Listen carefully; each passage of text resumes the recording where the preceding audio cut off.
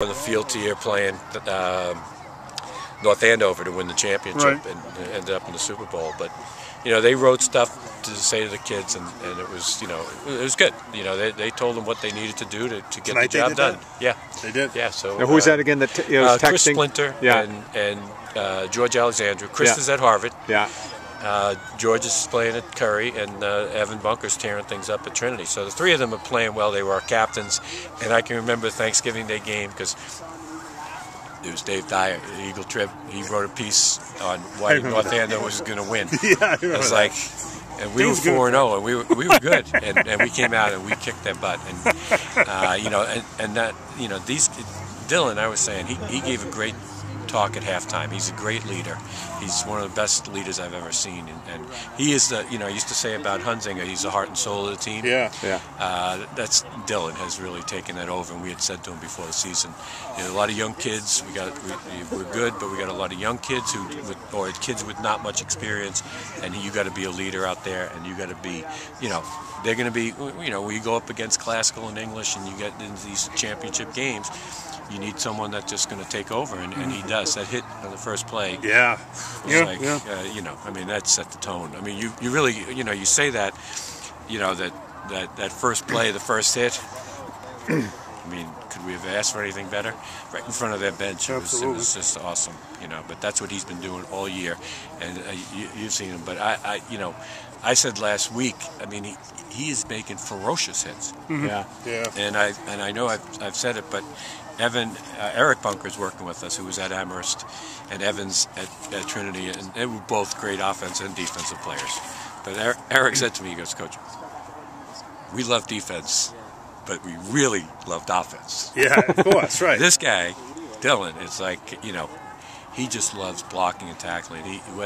You know, his highlight last year was throwing a block, you know, knocking two kids over, and Michael Tavinis scored the touchdown. So he's an unselfish, great leader, and a great defensive, and just a tough, hard-nosed football player. Was it just, you know, keep your foot to the pedal and don't let up? You know, nothing's won yet. It's still another. That's what he said. That's what I'm saying. Yeah, it was great. It was great to hear, you know, from him, and not always from the, you know, the coaching staff. Yeah, and to have that foresight to, you know, kind of coach in the field type thing. Yeah. Well, as you said, you know, opening play, boom, big hit. Fumble right in front of us, right? Like 5 yards fumble, away and then 12 fell on it, and then every time you had the ball, it was just boom, boom, boom. You did everything you needed to do, and even these guys said it wasn't like you Jim. Showcased a whole lot of the playbook. I mean, it was just running right at them. Yeah. Nothing fancy. No, yeah. Sometimes you like to showcase the playbook and, you know, get, you know, because there's more preparation, but you know, for the other team. But our focus right now is on Thanksgiving and playing North Andover. It's no longer a league game, but it's still going to be a great. That's a non-league game at all? You know what? It hasn't hit in. You know, I mean, it's like this. It's a championship game, and it's great. But you know, we know it was just a step further along, and we got a lot of big games left. You get to play everything, don't you?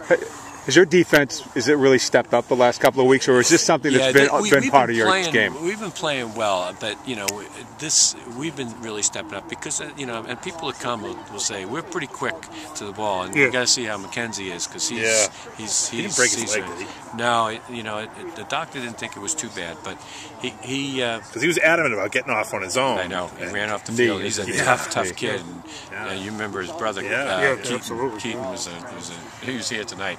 But his brother Austin is the 41. Is tough. Yeah, he ran the ball too. Yeah. He got like 14 different guys ran the ball tonight. Hey, why not? You know? Yeah, that was good. That's probably more than Georgetown has kids on the team. I know. Well, and that's what, you know, I know Sean Hart and Lou was saying, because we didn't get voted into the Northeast Conference, but no. When did that come out? Yesterday, I think. So I think we're going back to Cape Ann League, which, you know, they don't want us either. And I you know, I don't know what we're going to do. You know, I mean, did Revere vote for you? I'm sure they would. I don't know, but I don't know how the vote went. All I know is we're not going. The Northeast Conference is going to go back to Northeast Conference. Yeah. That's what's going to happen. So, it's too bad for us. You know, for the other teams. We were talking about that earlier. I mean, you trade you guys straight up for Saugus.